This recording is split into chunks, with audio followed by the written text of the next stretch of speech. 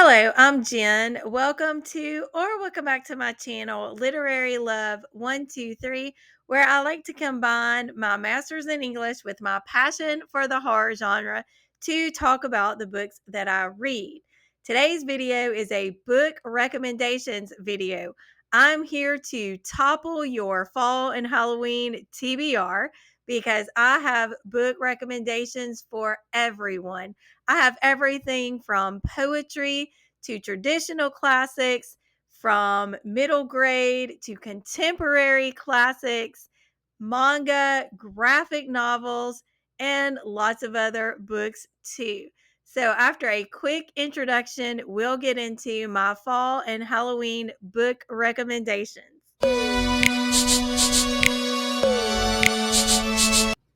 Because I have a lot of books to recommend to you for fall and Halloween, I won't spend a lot of time talking about each one. So you can kind of view this as a rapid fire recommendation. So let's start with middle grade books. And the first middle grade book I want to talk about is a classic, and that is The Halloween Tree by Ray Bradbury. So let's talk a little bit about this one. On Halloween night, 8 trick or treaters gather at the haunted house by the edge of town, ready for adventure. But when something whisks their friend Pip away, only one man can help the boys find him.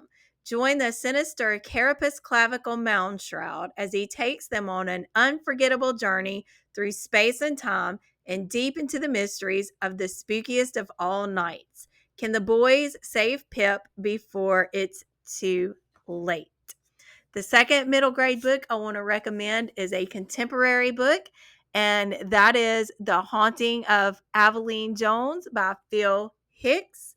So, this book is about Aveline, who loves to read ghost stories, and she discovers a spooky old book, and the stories in the book are very chilling, and they belong to a girl named Primrose who vanished mysteriously, never to be seen again. So, of course, Aveline decides to investigate Primrose's disappearance, and she has a friend who helps her along the way by the name of Harold. Now, this is the first book in a series, and the one after this is The Bewitching of Aveline Jones. So, I'm not sure if it continues after that one. I've only read this one, but it is a fun middle grade read. The next book I have to recommend to you is a romance. And here's the thing, it is a romance I actually enjoyed. I am not a romance reader. You may have seen my vlog I did where a horror reader reads romance, and all of those books were a total bust for me. So for me to say I enjoyed a romance, you know that it could be very appealing to those of us who love Halloween. It is called My Halloween Romance by Wendy Dalrymple. This gives all the Halloween fun vibes. Let me read the synopsis to you. Brimming with hilarious tricks and heartwarming treats, My Halloween Romance is a sweet tale of two stunted 30 somethings that aren't ready to start adulting. As cast members of Treadwell's Haunted Hike, Tabby and Donnie connect over their shared love of horror movies, fandoms, and all things Halloween. But when big life decisions get in the way of their good time, Tabby and Donnie discovered that the only thing scarier than growing up is falling in love. So, as you can tell, this is something that appeals to Halloween fans, horror fans, and it just gives all those fun vibes with the romance mixed in. The next two books I want to talk about are actually nonfiction Halloween books. If you'd like to know a little bit more about Halloween and its origins, the first one I have to recommend to you is Halloween and Other Festivals of Death and Life. And this is edited by Jack Santino. And I always hit myself in the microphone in these videos, so I probably won't even edit that out. The next one is The Book of Halloween, and this is a scholar select book by Ruth Edna Kelly. And you have a lot of really cool illustrations in this book, and you also have some like copies from older text. So if you'd like to know more about Halloween and its origins and traditions, then these two nonfiction books will help you in that area. So the next three books I want to talk about are poetry books. The first one is perfect for Halloween, and it is called Poems Bewitched. Yes, Poems Bewitched and Haunted. And this is an Everyman's Library pocket poet book. The poems included are divided into different sections. You have hags and beauties, you have dangerous procedures, dangerous venues, dangerous wooers, other apparitions, ceremonials, and the lighter side. So you have poems from Edgar Allan Poe, Percy Bysshe Shelley, Edmund Spenser, Christina Rossetti, a lot of classic poems that all fit into the spooky season vibe. So, the next book that I want to talk to you about is another poetry collection, and this is Blackout Poetry inspired by Mary Shelley's Frankenstein. This is a complex accident of life, and it is by Jessica McHugh. So, you can see here where she takes a section from the novel Frankenstein and blacks out parts, and you also get not only the poems, but also artwork too. The final poetry book I want to talk about is I Am Not Your Final Girl by Claire C. Holland. If you've followed my channel, you know that I talk about this book often and I encourage people to read it every time I get a chance.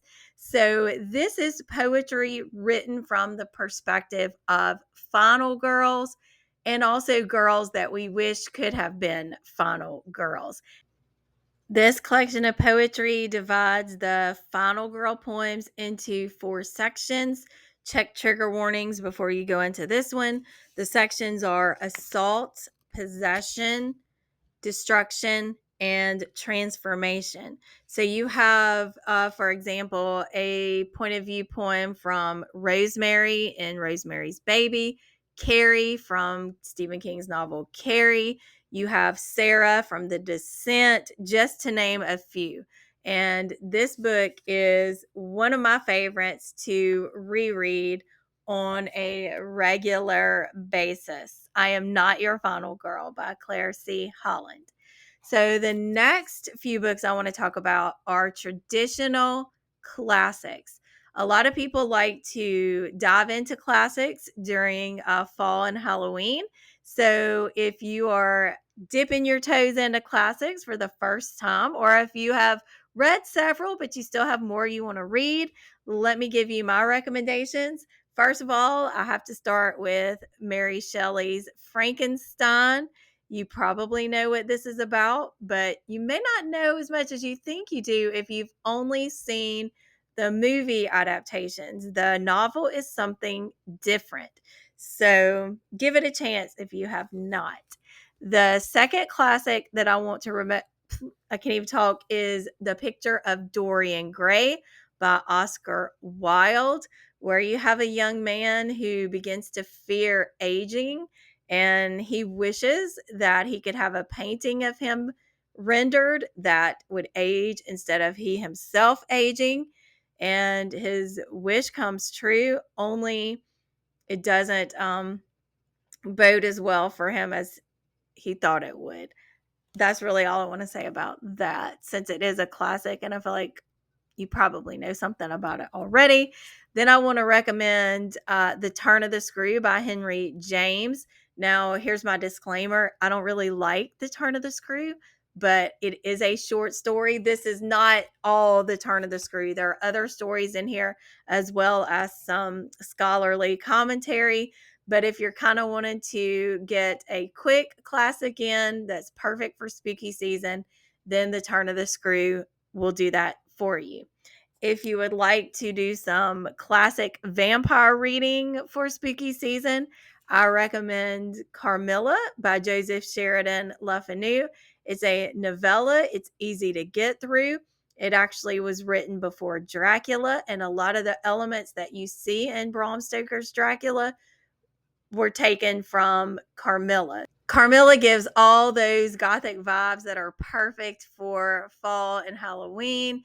You have an isolated mansion in a European forest. You have an unusual guest who may or may not be supernatural. And you have the declining health of a young woman who is in distress. So, all of the things that make for an excellent gothic story can be found in Carmilla. So, the next couple of books that I want to talk about are classics, but they are done in a more contemporary style. So, the first one I want to talk about is Manga Classics Dracula. So, if you've wanted to read Bram Stoker's Dracula, but you just aren't sure about picking up the actual novel, then you have a choice here and you could do the manga. And the next, or not contemporary, really traditional classic done in a contemporary style is Poe Stories and Poems. This is a graphic novel adaptation by Gareth Hines. So I will say that the Poe stories included in this book are abridged, but you're still going to get the gist of what the story is about. And you're also going to get some really gorgeous illustrations. Here is a page from The Mask of the Red Death. So if you're looking to get into Poe and you're not really sure about picking up his actual work, then here's a good starting place. And the next two books I want to talk about are what I kind of consider more contemporary or modern classics. And the first one is The Woman in Black by Susan Hill.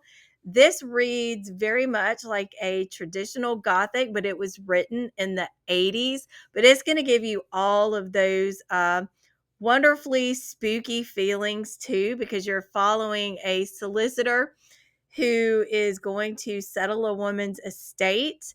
And he encounters this ghostly woman who seems to cause children to no longer be alive.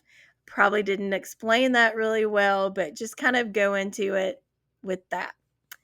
The next book I want to talk about is another contemporary classic, perfect for spooky season, and that is, that ring light, Salem's Lot by Stephen King. This is a vampire story. It is Stephen King's take on kind of what would happen if Dracula came to a small American town.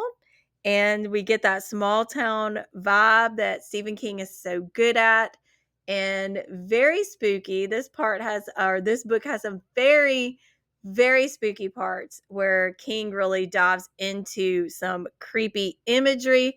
It's very haunting. And the last few books I want to talk about, I'm not really going to say a whole lot about. I'm just going to say quickly that these are books on my spooky season TBR. I talk more about them in my Halloweenathon video, which I will link down below. But let me just quickly talk about a few of the books that I will be reading this spooky season. First up on my TBR, I want to talk about Meddling Kids by Edgar Cantero. This is like Scooby-Doo meets H.P. Lovecraft. The next book on my TBR that I want to mention is Dead Leaves by Keelan Patrick Burke. And these are tales for the witching season. So we have a short story collection. And then finally, Rainbow Rowell and Faith Erin Hicks, Pumpkin Heads, a graphic novel that looks perfect for spooky season. And like I said, I talk more about these in my Halloweenathon announcement video, which I will link down in the description box below. So I would love to know, what do you plan to read for fall or Halloween? Do you plan to read any of the books that I mentioned? Do you have recommendations for me? Let me know down below in the comment section, and I would appreciate it if you would hit that like button, if you would subscribe, and I will see you in my next video. Bye.